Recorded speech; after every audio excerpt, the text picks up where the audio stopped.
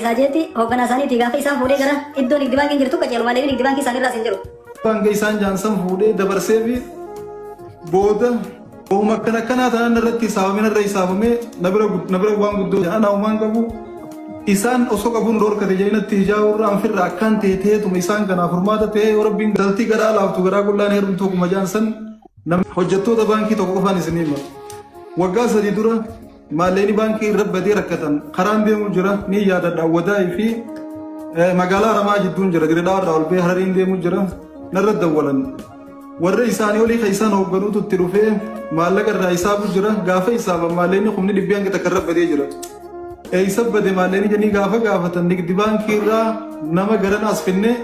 osoo maalleeni isaanii as hin dhufin buuka isaanii irratti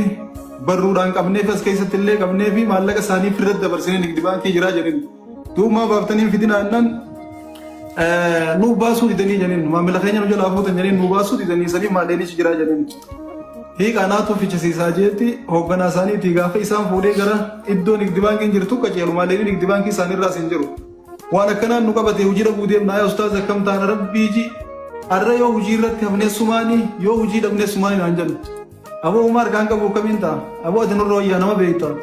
Rabbi jiba kuma seni nufurin anjan kuma mega kuma dibangan anjan malaga san ana bisabe khiyata ko shamat tawfik lange to ko wajinde mu jarra o kana jani kamin gore jeni din namarra laale kuma dibanga isan jansan fude dabarse bi boda yo number bade male guya takkasilkin andawalan irradawwala bakkaas ni jijjiirratanii hanga ammaa teettumaan dawwalu jira firraa jibbeetiin itti barreessee dadhabee firraa dhiisee waa'uma akkanaa tanan irratti isaafameen irra isaafamee na bira waan guddoo ta'e kana qofaa miti nama akkanaa hedduudhaatu jira kana dhufu yoon jalaa dide osoo qabuun dhoorkate naan jedhan uumaan qabu isaan osoo qabuun dhoorkate jedhinatti ijaa'urra anfirra akkaan teeteetuma isaan kanaaf furmaata ta'ee yoo rabbiin galchiisisaa galchanii haftee saaftu jedhumaan itti seenu yeroo hedduu namni ati gartee isaacha rakkattu kun namni ati isaacha rakkoo seentu kun siif rakkatu awwani na gammachiisu guddoon ijoolleen san silaa hojii irraa ni ari'amti nama lama sababa an isaaniif liqii fuudhee waan san irraa bakka deebisuutiin isaan hojii irratti hafuu isaanii na gammachiisa isaan garuu isaan rakkachuu san isaan hin yaachiftu waan ta'eef hanga ammaatti wanni kasiisan ni jirti alaa kulli haal intaltii garaa laaftu garaa qullaan heerumtu akkuma jaansan namni garaa laafu gadaa kana keessatti jaarraa namni ati yaadduu siyyaan kana keessatti hedduun rakkata rakkooti jan ol baasee kubaan as dura isiniin jee himuun fedhu wahuma jabaate hangasuu na dubbise garabbiin na dubbise jeetumaan firraa ibjajjabeesseetuma dhufee isin dura taa'u jira malee magaalaa tana keessa on gabbee nama laaluun sodaa jira boo'insa kiyya kan ol beesan jecha wallaahi guyyaan miidiyaa irratti maayikii na jala qabanii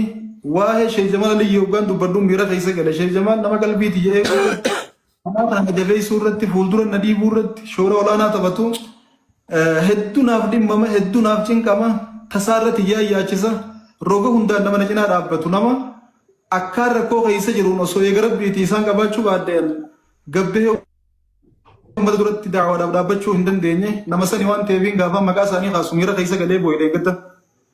Boo'insi qiyyasan gaafa ol beerraa kaasee guyyaa tokko nama dura dhaabbadeen salaachifne qaanfadhee jechuudha. Namaan firraa naqu jira wallaahi masjidaan dur itti salaachisu galgaluu namaan naqu jira sodaadhee uummata dura dhaabbadheetu gaafaan salaammadhee gaggara galu uummanni kun fuula keessa harke maal naan jaajeetiin ifi saffii keessa dhaabbadhee uummata duwida galee nama firraa naqee salaachisu jira sadarkaa san gubbaan ga'e dirqiin saba loon qabdu jedhanii dirqumaan naas baasee hangas na dubbise hanginiin dubbadde sanuu na qaanfachiiseen baan alaa kulli haal uummata kiyya ummata namaa hubatu ummata namaa beeku biyyoota garaagaraa irraa dawwalee namni naa dawwalu hundi ni booya gaddatti dhaga'ame natti ibsateetti akkuma reefu jee waan kan nutu natti xiqqaatteecha waan silaana bira guddooti isaan ni xiqqaatteechaadha waan biraa waan godhan dhabanii osoo lubbuun teenya irra hidhaamteecha akkasii kan nu jiranii hedduu takka naa galatooma ulfaadhaa jechuun ni barbaada waa'ee xiyyaanarra sheeka jirfayyoo dubbatan gaariidha hangarumaan jaa ummata xiyya hedduu naa galatooma isiniin jaaladha hangaan dur isin jaaladhu caalaa wallahi maan isin jaaladde wareegama narraa barbaachisu amma yoon isiniime edo saayiboota kiyya tokko dhufanii maasiitii irraa na bira bulan odoo isaan na bira ta'anii akkaawwantii gara shanii natti ergame kun kitaaba naabiti jaa kun bilbila naabiti jaa kun ni rakkadde waan ittiin soomanu jaa kun maal jaa isaan kan hundan gara rabbiin na laaffisetti wahuma isin ergu jirtu nanarraa amma inuuni jirti jeef irraa erguuf jiraan baana gaafa numaan qabne san ammoo liqiin fuudhee gaafa teessanummaan turu na bira jira liqiin fuudhee akkasitti namanatti waajuu kana ergeef kasi firraa waliin ga'a. Amma tokko edda nama tokko dawwalee waan ergi jeeni namni sun akka waan biloo godheeti. Narra dawwaleeti abalurra dawwaleeti waan ergi jeeni biloo na godhe. Nin jaaladhaafiin gaafadhe maa biloo na godhe jee lolee narraa cufachuu dide. Balaa biraa buusee bara nin jaaladhaa sagalee isaa malee hin dhageeffadhu akkami gana godhe jee lolaan baane. Anis ammoo hoggaan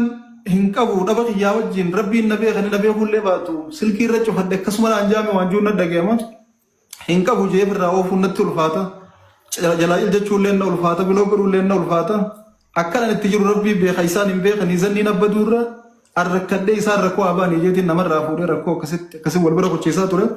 alaa kullee rabbiin akka silaa uummanni itti nu yaadu san maqaa keenya mataa keenya irra guddate kanaa fi mataa keenya rabbi olaa gatte isinillee du'aa hin godhaan isin ijaa hedduu naa galatooma waan hin jiru qabu kana caalaadha ulfaadha